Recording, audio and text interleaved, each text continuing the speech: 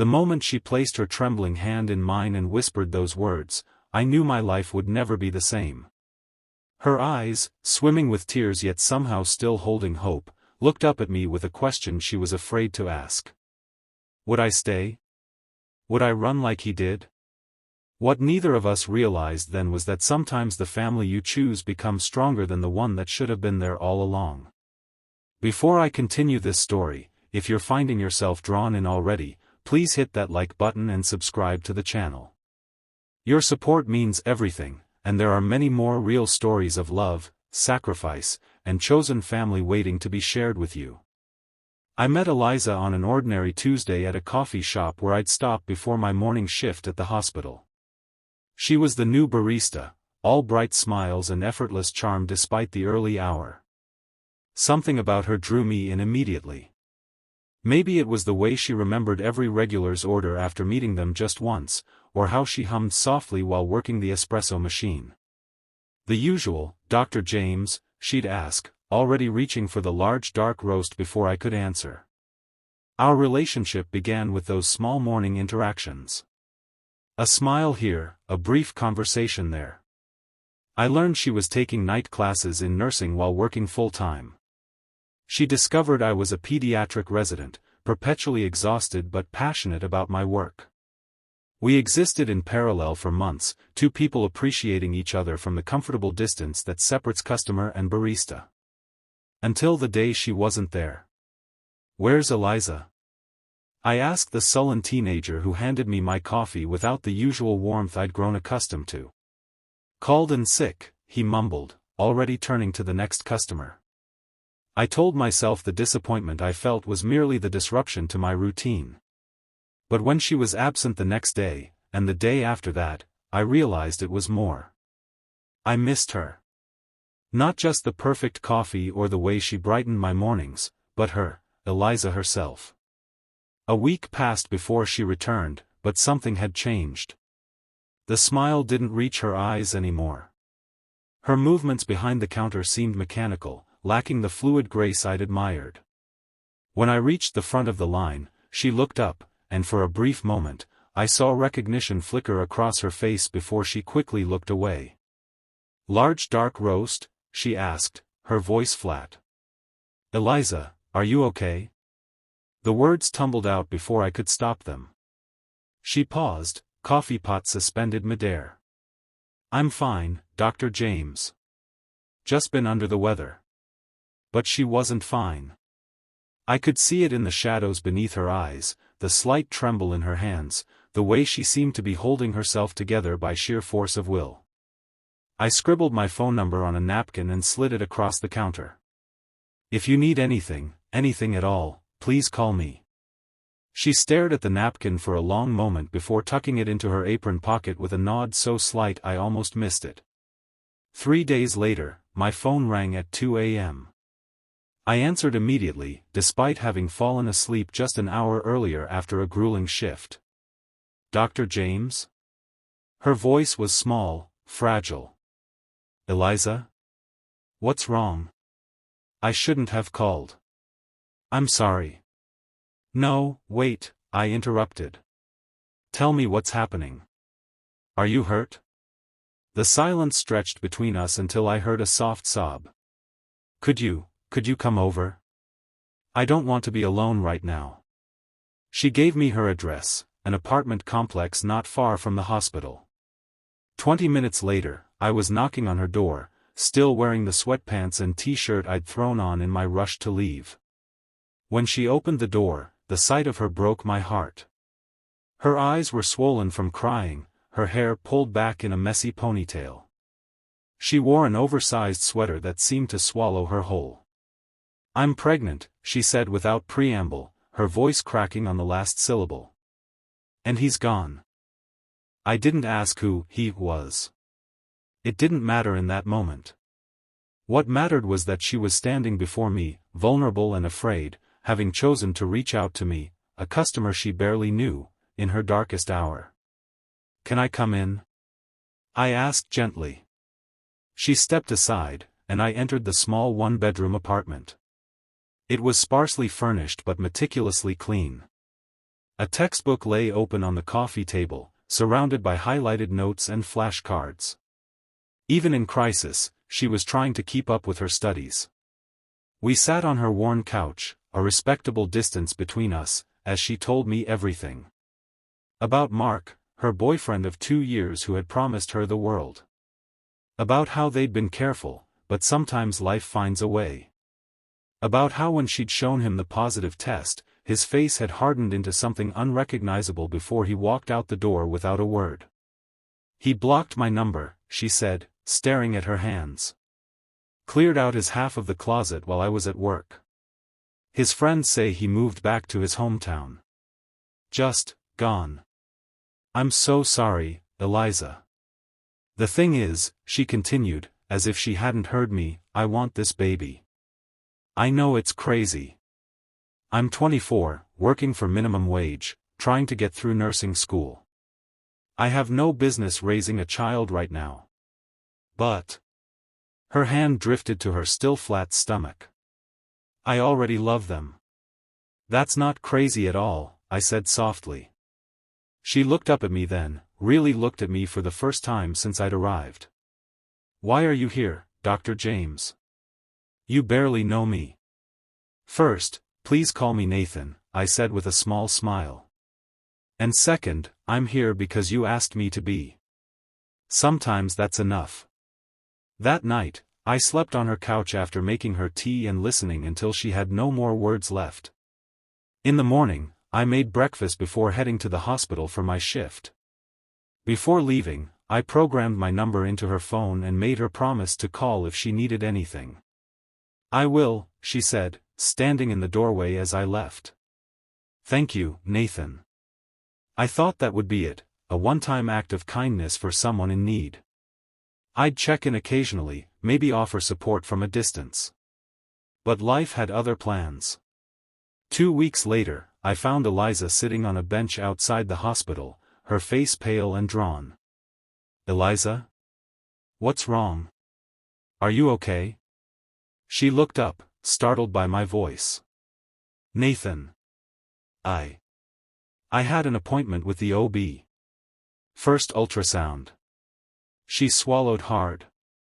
I thought I could do this alone, but sitting there, watching all the other women with their partners. I couldn't breathe. Without thinking, I sat beside her and took her hand. Did you get to see the baby? A small smile broke through her distress. Yes.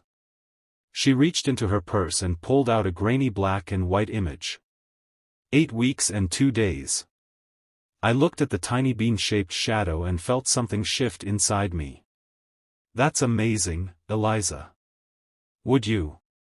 She hesitated, then rushed forward with her words. Would you come with me next time? Just as a friend. I know it's a lot to ask. I'd be honored, I said, surprising myself with how much I meant it. That was the beginning of our new relationship, not quite friends, not quite something more, but definitely something. I accompanied her to appointments. She started bringing me lunch at the hospital on her days off. We developed a routine of Sunday dinners at my apartment, where I'd cook while she studied at my kitchen table. As her pregnancy progressed, so did our connection. I found myself thinking about her during quiet moments at work, wondering how she was feeling, if the morning sickness had subsided, if she'd felt the baby move yet. I started reading pregnancy books in my spare time, wanting to understand what she was experiencing. The first time I felt the baby kick, we were watching a movie on her couch. She grabbed my hand without warning and placed it on the swell of her belly. Wait for it, she whispered, eyes bright with excitement. Seconds later, I felt it, a strong, definitive push against my palm. My eyes widened in wonder. That's incredible, I breathed. I know, she laughed. She's been doing gymnastics all day. She? I raised an eyebrow. Did you find out? Eliza nodded, a soft smile playing on her lips. I wasn't going to, but during the anatomy scan, I needed to know. To make her more real somehow. A daughter, I said, the word feeling strangely significant on my tongue.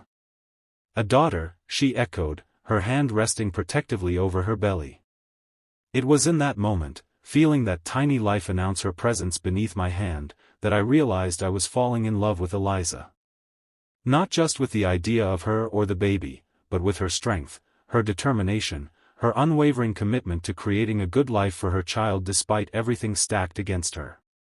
But I kept these feelings to myself. The last thing she needed was another complication in her life. She was still healing from Mark's betrayal, still adjusting to the reality of impending single motherhood. My feelings could wait. As her due date approached, practical matters took precedence. Her apartment was on the 3rd floor with no elevator, not ideal for a newborn. The lease was ending anyway, and the landlord was raising the rent beyond what she could afford on her barista salary. "Move in with me," I suggested one evening as we sorted through baby clothes donated by the nurses at the hospital. "Just temporarily," I added quickly when I saw her expression. "Until you find a better place. My apartment has 2 bedrooms, and I'm at the hospital most of the time anyway." "Nathan, I can't ask you to do that." "You're not asking. I'm offering." I folded a tiny onesie with careful precision. "Think about it. No stairs, closer to the hospital, and you'd have helped those first few weeks." She bit her lip, considering. "It would only be temporary." "Of course," I agreed, ignoring the part of me that hoped it wouldn't be. 2 weeks later, her meager belongings were moved into my spare bedroom, which we transformed into a nursery with a second-hand crib and changing table. The walls, once stark white, now featured a hand-painted mural of a night sky that I'd spent an entire weekend creating, wanting her daughter to fall asleep beneath stars and dreams. Eliza went into labor 3 days before her due date. I was in the middle of rounds when my phone buzzed with her text, "It's time." I'd never moved so fast in my life. Within minutes, I'd arranged coverage, changed out of my scrubs, and was racing to the apartment. I found her calmly timing contractions, her hospital bag already by the door. "You're sure?" I asked, trying to keep the panic from my voice. She nodded, wincing as another contraction began. "Very sure." The next 18 hours were a blur of hospital corridors, ice chips, and Eliza's incredible strength. I never left her side, not even when the nurses assumed I was the father and handed me scrubs to change into. Eliza didn't correct them, and neither did I. "I can't do this," she cried during transition, gripping my hand so tightly I lost feeling in my fingers. "You are doing it," I told her, brushing sweat-soaked hair from her forehead. "You're the strongest person I know, Eliza. Just a little longer." When her daughter finally arrived, red-faced and screaming with healthy lungs, the world seemed to stop. Eliza reached for her with trembling arms, tears streaming down her face as the nurse placed the tiny bundle on her chest. "Hello, little one," she whispered. "I'm your mama." I stood beside them, overwhelmed by emotions I couldn't name. When Eliza looked up at me, her eyes shining with exhausted joy, and said, "Do you want to hold her?" I thought my heart might burst. The weight of that newborn in my arms changed something fundamental within me. As I gazed down at her scrunched face, her tiny fists waving in protest at the bright new world, I made a silent promise: I would be whatever this child needed me to be, friend, protector, father figure, for as long as Eliza would allow. "She needs a name," I said softly, returning the baby to Eliza's arms. Eliza studied her daughter's face for a long moment before answering. "Hope. Her name is Hope." Hope Eliza Carter came home to my apartment 3 days later.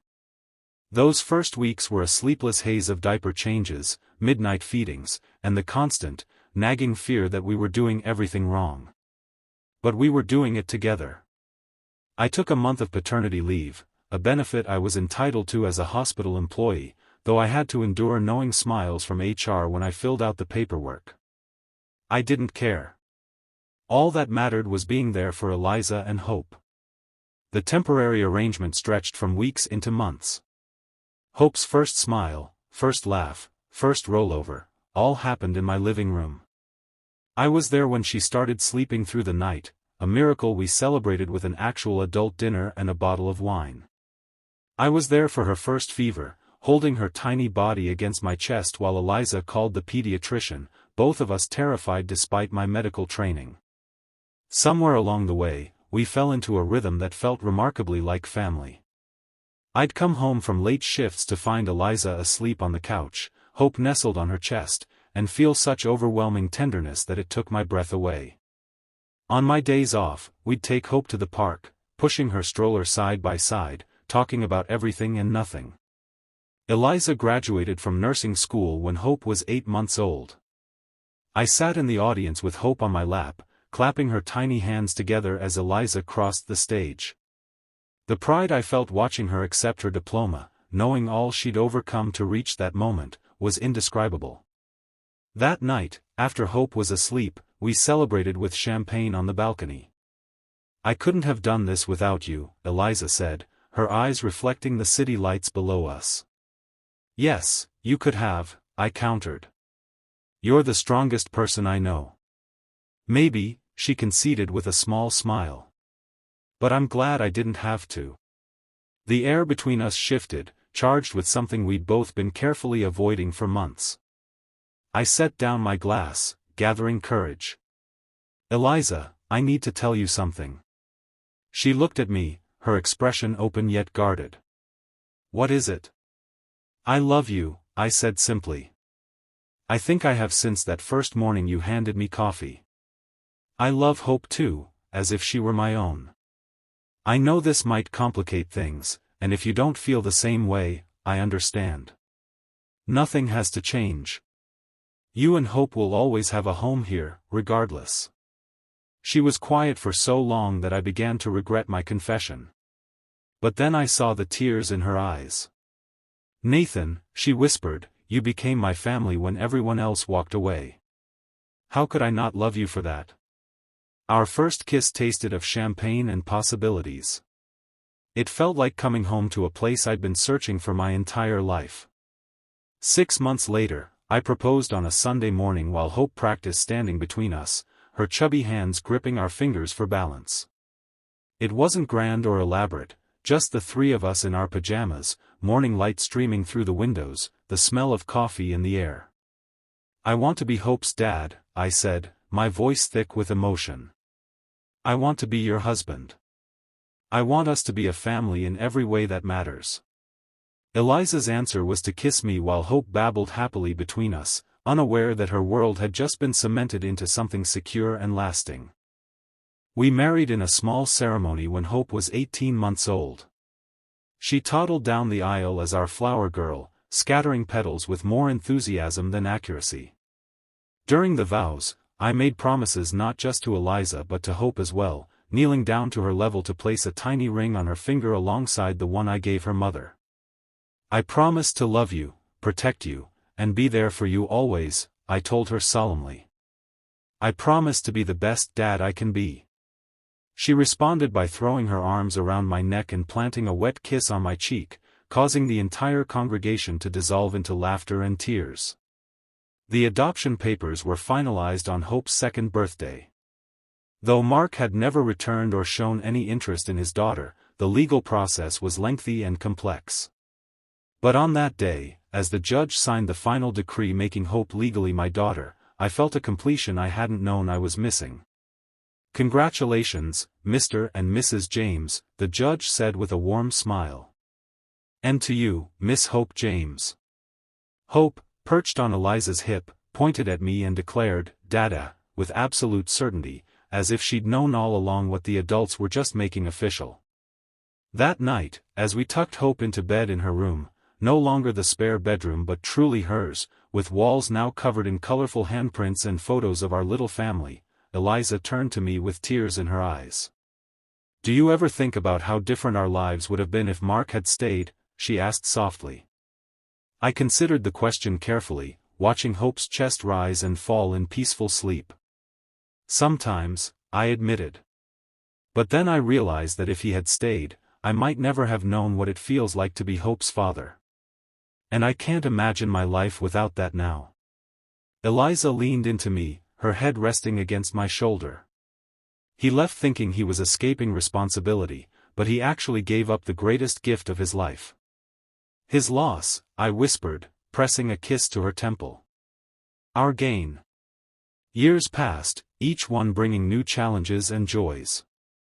Hope started kindergarten, a bright, curious child with her mother's smile and a confidence that came from knowing she was deeply loved. Eliza excelled as a pediatric nurse, eventually working alongside me at the same hospital where we'd once crossed paths as doctor and patient. When Hope was 7, Eliza gave birth to our son, Ethan. The day he was born, Hope climbed onto the hospital bed, studied her new brother with serious eyes, then looked up at me. "Daddy, did you know I grew in Mommy's tummy too?" "Yes, sweetheart, you did. But you weren't my daddy then, were you?" Eliza and I exchanged glances, having prepared for this conversation but not expecting it quite so soon. "I wasn't there when you were in Mommy's tummy," I explained carefully. "But I was there the day you were born, and I've been your daddy every day since." Hope considered this, her small brow furrowed in concentration. "So you chose to be my daddy?" "Yes," I said, my throat tight with emotion. "And it was the best choice I ever made." She nodded, satisfied with this answer. "I'm glad you chose us, Daddy." As the years continued to unfold, there were moments when Mark's absence echoed, when Hope needed her medical history for school forms, when she wondered aloud if she had his eyes or smile. We answered her questions honestly but always emphasized that family is built on love and choice, not just biology. On Hope's 16th birthday, she received a letter. It had been forwarded through several addresses before finally reaching us. The return address bore Mark's name. "Do you want to read it?" I asked her, holding the envelope with uncertainty. Hope took it, turning it over in her hands. The confident teenager I knew so well suddenly looked vulnerable, like the small child she'd once been. "Will you and Mom stay with me while I do?" "Of course," Eliza said, taking her hand. The letter was brief, an apology of sorts, an explanation of how fear had driven him away, how he'd thought of her often over the years but hadn't known how to bridge the gap his absence had created. He didn't ask to meet her or disrupt her life, just wanted her to know he regret.